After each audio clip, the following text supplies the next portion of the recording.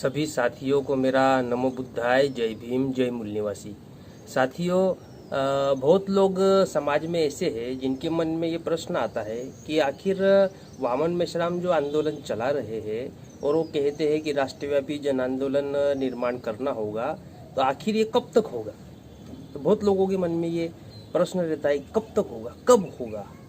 तो ऐसा ही एक मैसेज मैंने व्हाट्सएप पर पढ़ा था, जिसमें पूरा लंबा चौड़ी बात लिखी हुई थी।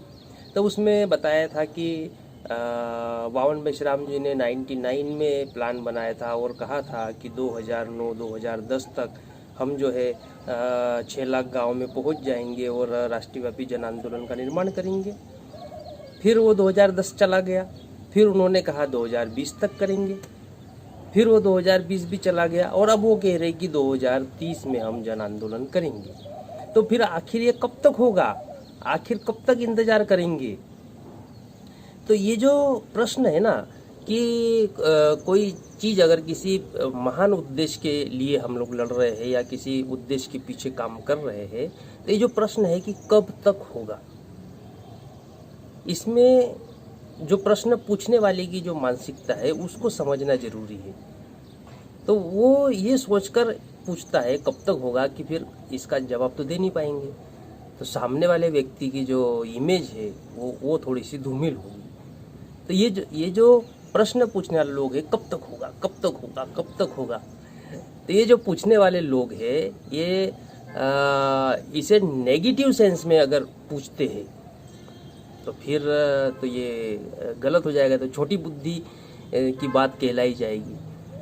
तो अगर वाकई में अगर हम इसका विश्लेषण करें या इसके ऊपर गहराई से अगर विचार करें, तो वास्तविक प्रश्न ये नहीं है कि ये जन आंदोलन कब तक होगा। वास्तविक प्रश्न ये है कि जन आंदोलन कैसे होगा। अब जैसे ही आपने कब तक होगा इस प्रश्न को बदलकर ये पूछा कि कैसे होगा, इस प्रश्न में सारी रिस्पॉन्सिबिलिटी छुपी हुई है, इस प्रश्न में फिर संघर्ष छुपा हुआ है, इस प्रश्न में फिर त्याग, परिश्रम, बलिदान, ये सारी चीज छुपी हुई है, कैसे होगा। लेकिन वो भी जानते हैं, जो लोग ये पूछते कब तक होगा, वो भी जानते हैं कि अगर उन्होंने पूछा कैसे होगा तो फिर रिस्पॉन्सिबिलिटी लेनी पड़ेगी। इसलिए वो उससे बचना चाहते हैं और बचने के बाद में केवल सामने वाले पर नेगेटिव इफेक्ट पड़ना चाहिए, इस उद्देश्य से वो कहते हैं कब तक होगा। तुम तो बड़ी बड़ी बातें कर रहे थे, 2010 में होगा, फिर 20 में होगा, 30, अब बोल रहे 30 में होगा, ये कब तक होगा आखिर भाई। तो जो बड़ा काम होता है उसमें प्रॉब्लम्स भी बहुत सारी आती है, समस्या आती है, उन समस्याओं का समाधान करते हुए रास्ता निकालना पड़ता है। अब ये सारा संघर्ष तो हम देख ही रहे हैं। तो उसे नेगेटिव इसमें बोलते हैं कब तक होगा, जबकि बुद्धिजीवी लोगों का विचार ये होता है कि वो ये कहते हैं कि ये कैसे होगा, और जब वो कैसे होगा वो प्रक्रिया पता चली तो फिर उस राह पर चलना भी पड़ता है। और जब आपको ये पता चल जाए कि ये कैसे होगा, तो आप इस बात से अंदाजा लगा सकते हैं कि जन आंदोलन कब तक होगा।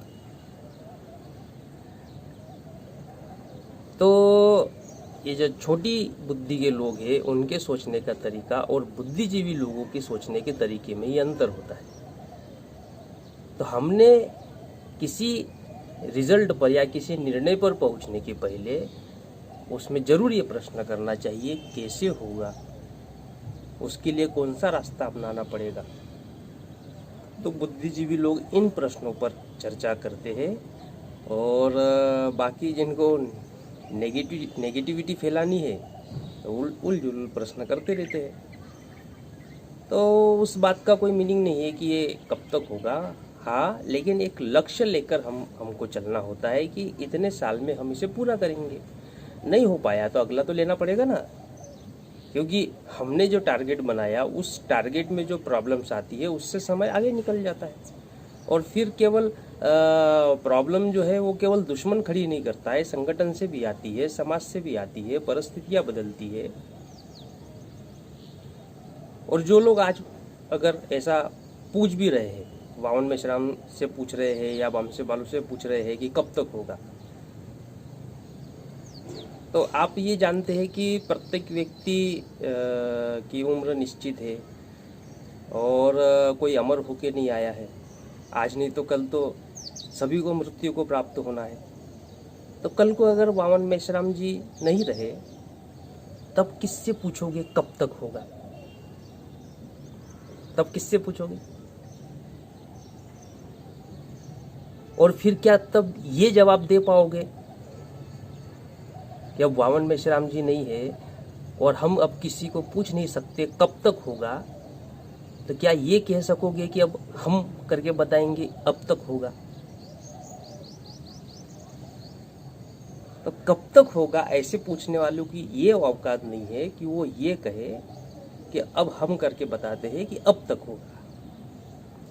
इसीलिए इन प्रश्नों में पढ़ने के बजाय सबसे बढ़िया काम ये है कि यह जन आंदोलन कैसे होगा और उसके लिए हमने सतत प्रयास करते रहने चाहिए।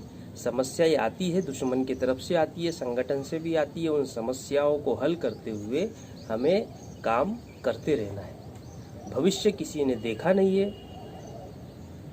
कब कौन सी प्रॉब्लम आ जाए। आंदोलन तो चल रहा था, अब 2004 में ईवीएम आ गई। तो 1990 में जब आंदोलन ये चलाया जा रहा था तो क्या सोचा था कि ईवीएम 2004 में आएगी? तो ईवीएम ने रोक दिया ना। तो प्रॉब्लम आएगी और उस प्रॉब्लम को हल करने के लिए, उस बड़ी बड़ी समस्याओं को हल करने के लिए समय तो लगेगा। लेकिन अपना निरंतर जो प्रयास है उस प्रयास को हमें नहीं छोड़ना है। तो जो बुद्धिजीवी लोग हैं वो प्रत्येक चीज़ का नेगेटिव वे में विचार नहीं करते हैं बल्कि पॉजिटिव वे में विचार करते हैं। और हम लोगों ने भी पॉजिटिव वे में विचार करते हुए इस आंदोलन को निरंतर चलाए रखना चाहिए। तो आज के इस वीडियो में यही छोटी सी बात कहना चाहता था जो मेरे मन में आई वो व्हाट्सएप पे मैसेज पढ़ने के बाद। तो मुझे लगा कि आप लोगों से वो बात शेयर करनी चाहिए। सभी साथियों को मेरा नमो बुद्धाय, जय भीम, जय मूल्यवासी।